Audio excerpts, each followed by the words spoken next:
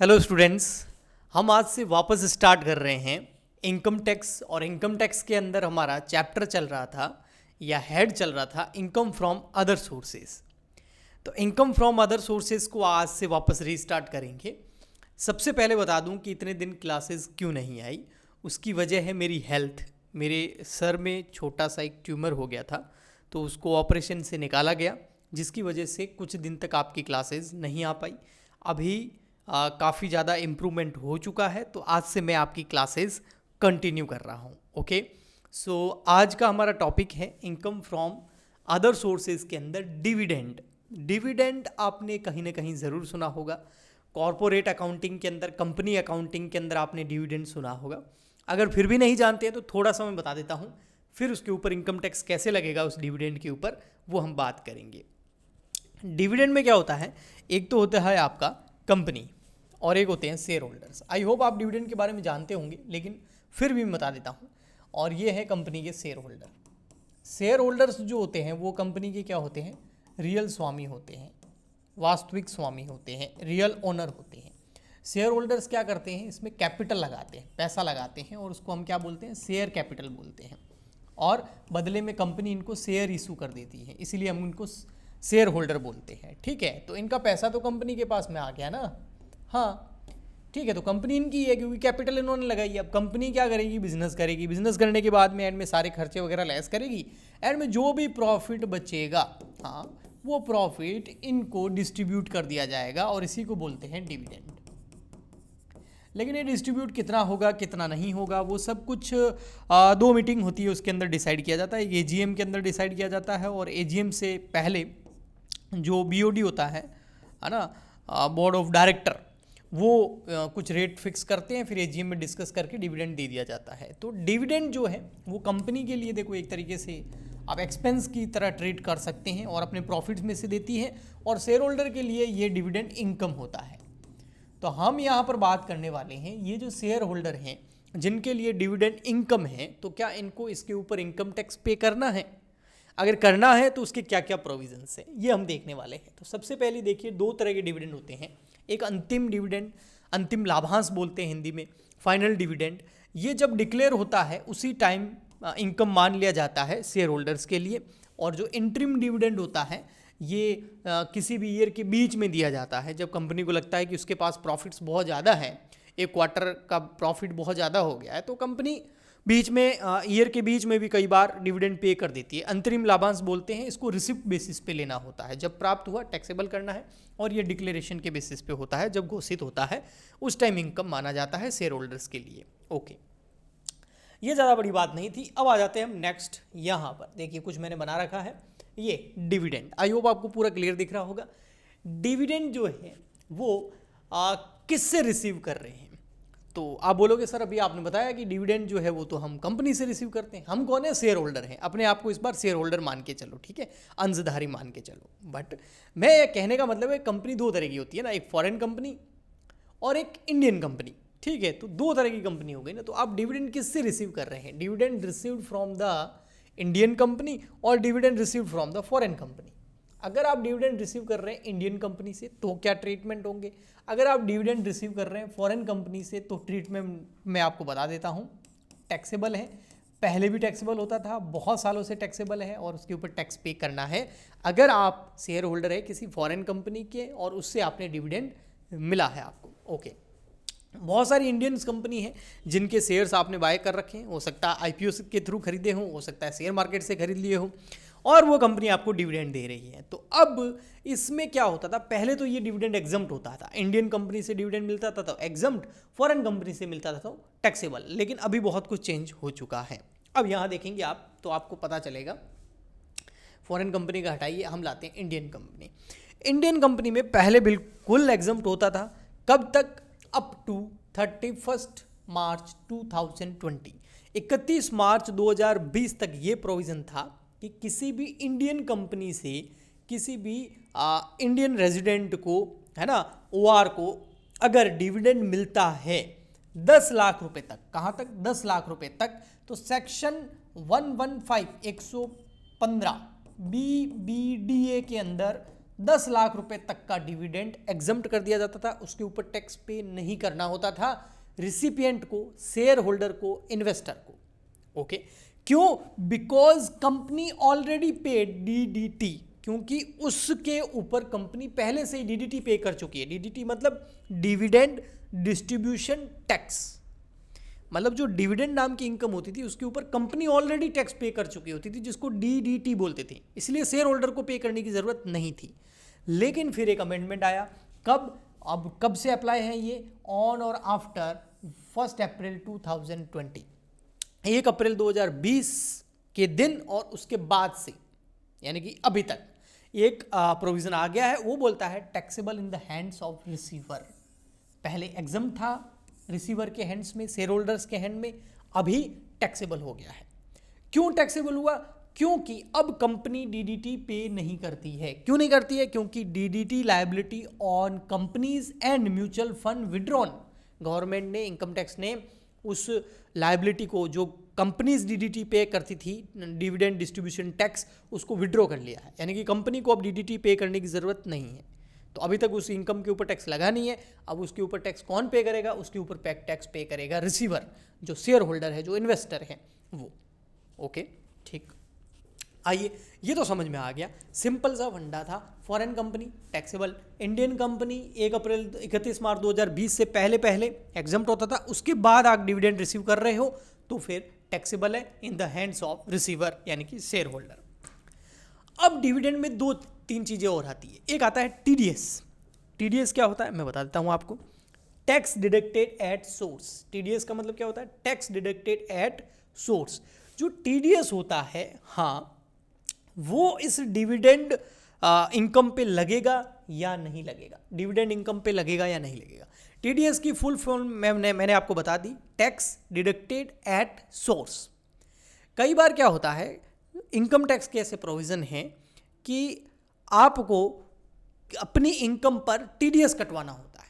जैसे कंपनी जो है, अगर वो डिविडेंड पे कर रही है अपने किनको, शेयर होल्डर को, तो गवर्नमेंट कई बार उनको बोल देती है कि इसके ऊपर टीडीएस आप काट दीजिए, यानी कि टैक्स काट दीजिए और हमें जमा करा दीजिए, फिर पे कीजिए।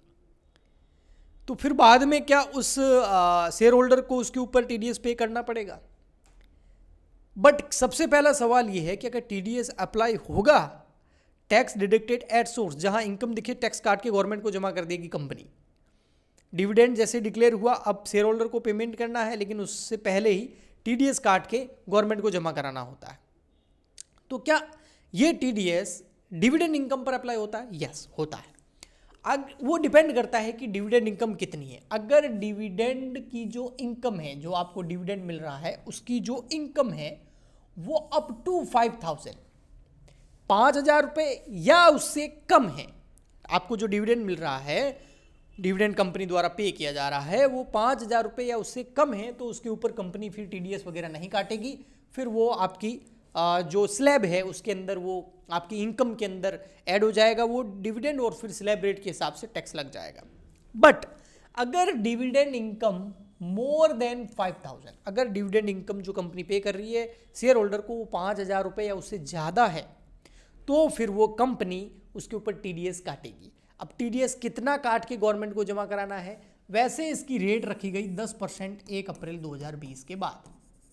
लेकिन आपको 2020 ताज़ा याद होगा, उस टाइम आया था कोविड-19, और कोविड-19 की वजह से रिलीफ दे दी गई और डिविडेंड की जो रेट है उसको कर दिया गया 7.5, डिविडेंड नहीं, टीडीएस की रेट को। अगर आपका डिविडेंड 5,000 से ज़्यादा है तो टीडीएस पे करना पड़ेगा 7.5%, कंपनी ऑलरेडी काट के पे कर देगी और उसके बाद में आपको पैसा मिलेगा। कैसे? मैं एक एग्जांपल लेता हूँ। फॉर एग्जांपल के लिए मिस्टर एक्स, ठीक है, इसकी डिविडेंड इनकम है, फॉर एग्जांपल के लिए इसकी डिविडेंड इनकम है, एग्जांपल के लिए मान लेता हूँ 6,000 रुपये, 6,000 रुपये उसकी डिविडेंड इनकम है, ठीक है। अब 6,000 पे कितना, अगर मैं बात करूँ ये जो रिलीफ है ये कब तक है? ये 14 अप्रैल 2020 से लगाकर 31 मार्च 2021 तक है। तो इस पीरियड में अगर आपको डिविडेंड मिला है तो उसके ऊपर टीडीएस कितना कटा होगा? 7.5%।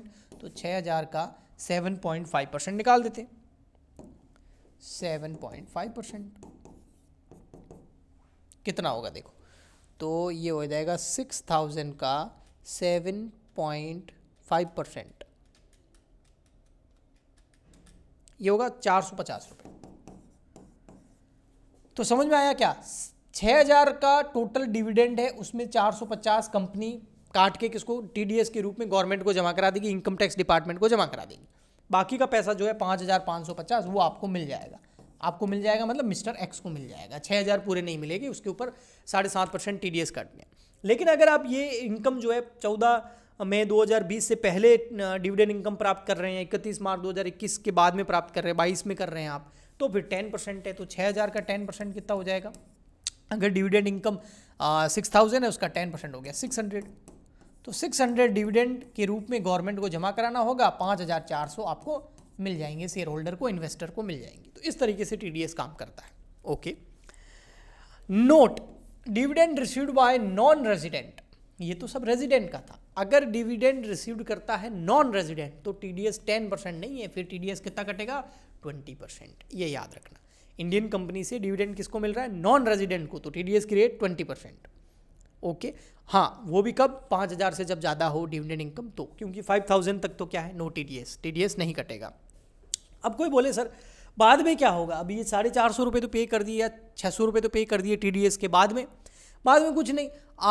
जिस शेयर होल्डर को इनकम मिली है, मान लेते मैं किसी कंपनी का शेयर होल्डर हूँ, मेरी 6000 इनकम डिविडेंड इनकम मुझे मिलनी चाहिए थी, पर मुझे 5400 ही मिले क्योंकि 600 रुपये मेरे टीडीएस के कट गए। अब मैं क्या करूँगा?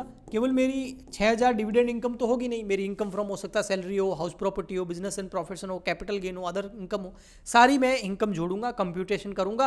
अगर मैं स्लैब के अंदर आ रहा हूँ और टैक्स मेरे को पे करना है तो मैं टैक्स पे कर दूंगा और उसमें ये टीडीएस एडजस्ट हो जाएगा 600 रुपये। जैसे फॉर एग्जांपल के लिए कुछ टैक्स पे करना, उसमें से एडजस्ट हो जाएगा।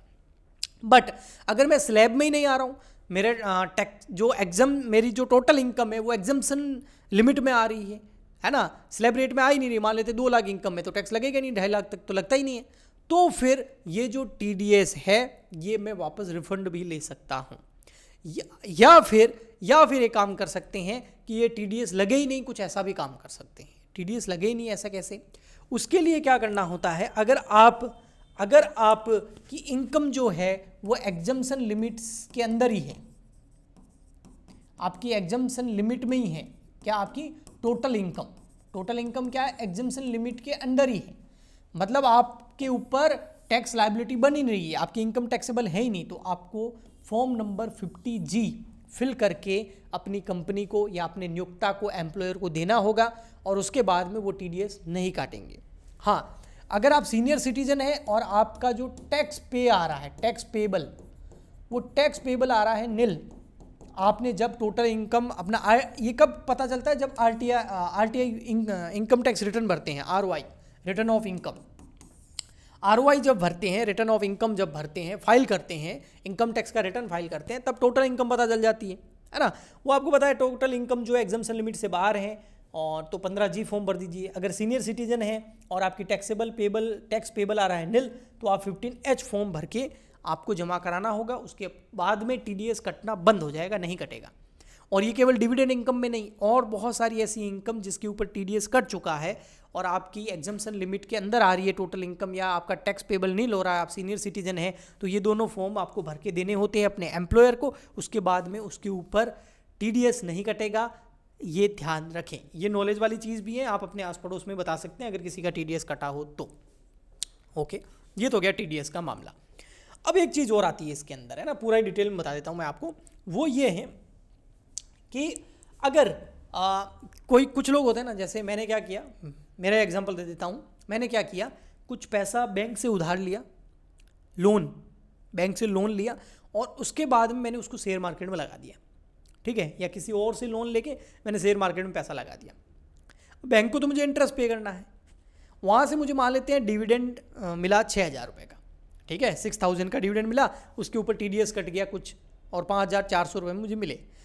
अब यहाँ पर ये मेरी इनकम है 6000 की, मान लेते हैं टोटल इनकम 6000 की मेरी इनकम है, और उधर मुझे इंटरेस्ट भी पे करना है। तो क्या मुझे जब मैं मेरी टोटल टैक्स लायबिलिटी कैलकुलेट करूँगा, टोटल इनकम कैलकुलेट करूँगा, तो क्या उस ब्याज की छूट मिलेगी? यस। अगर किसी ने इन्वेस्टमेंट लोन लेके किया है और वहाँ से डिविडेंड मिल रहा है, और लोन पे अगर वो ब्याज पे कर रहा है, तो उसको उस इंटरेस्ट की छूट मिलेगी, पर कितनी? वो ये रही इंटरेस्ट एक्सपेंस अगर आप करते हैं डिविडेंड इनकम कमाने के बाद, डिविडेंड इनकम कमाने के लिए आपने कहीं से लोन लेके पैसा लगाया है और इंटरेस्ट का खर्चा आपके हो रहा है, तो वो कितनी छूट मिलेगी उस खर्चे की? 20% ऑफ द डिविडेंड इनकम। नहीं समझे? मैं आपको समझाता हूं। देखो, मान लेते हैं डिविडेंड इनकम है 6000। अब मान लेते हैं ये डिविडेंड इनकम कमाने के लिए मैंने लोन लेके इन्वेस्ट करा था और मुझे इंटरेस्ट पे करना है, तो मुझे ज़्यादा से ज़्यादा कितनी छूट मिलेगी? तो लेस इंटरेस्ट डिडक्शन, मैक्सिमम बता रहा हूँ, है ना। आप इंटरेस्ट कितना पे करते हैं वो बात की बात है, मैक्सिमम है 6000 का 20%, वो कितना हो गया? 1200 रुपये। 1200 रुपये की ज़्यादा से ज़्यादा मेरे को इंटरेस्ट की छूट मिलेगी, इससे ज़्यादा नहीं मिलेगी। तो डिविडेंड से रिलेटेड मैंने सब कुछ डिटेल में बता दिया है। अब आपको डिविडेंड में कभी भी प्रॉब्लम नहीं आएगी। एक चीज़ और बता देता हूँ, कई बार एडवांस टैक्स भी पे करना होता है डिविडेंड के ऊपर भी, लेकिन वो तब पे करना होता है जब आपकी टैक्स लायबिलिटी, डिविडेंड की टैक्स लायबिलिटी, डिविडेंड इनकम की बात नहीं कर रहा हूँ, 6000 की बात नहीं कर रहा हूँ, इसके ऊपर लगने वाले टैक्स की बात कर रहा हूँ, जैसे 10% 600। तो टैक्स लायबिलिटी जब, डिविडेंड के ऊपर टैक्स लायबिलिटी जब 10,000 रुपये से ज़्यादा हो तो एडवांस टैक्स पे करना है, डिविडेंड के ऊपर वरना नहीं करना है। ओके, सो आज के लिए इतना ही, मिलते हैं नेक्स्ट वीडियो में। धीरे धीरे ये रिकवरी हो रही है। ओके, यहाँ से बाल पूरे साफ कर दिए हैं, बाल वापस आ जाएंगे, तब मैं ये कैप भी हटा दूंगा, तब तक मुझे रखना पड़ेगा। अभी भी वो स्टेचेज जो होते हैं, टाँके जो होते हैं वो खुले नहीं हैं, लेकिन मुझे लगा कि कुछ बच्चों के 11 या 12 तारीख से एग्ज़ाम है, तो मुझे वीडियोस कंटिन्यू करने चाहिए। सो आज के लिए इतना ही, मिलते हैं नेक्स्ट वीडियो में, तब तक के लिए good bye, thank you, bye bye.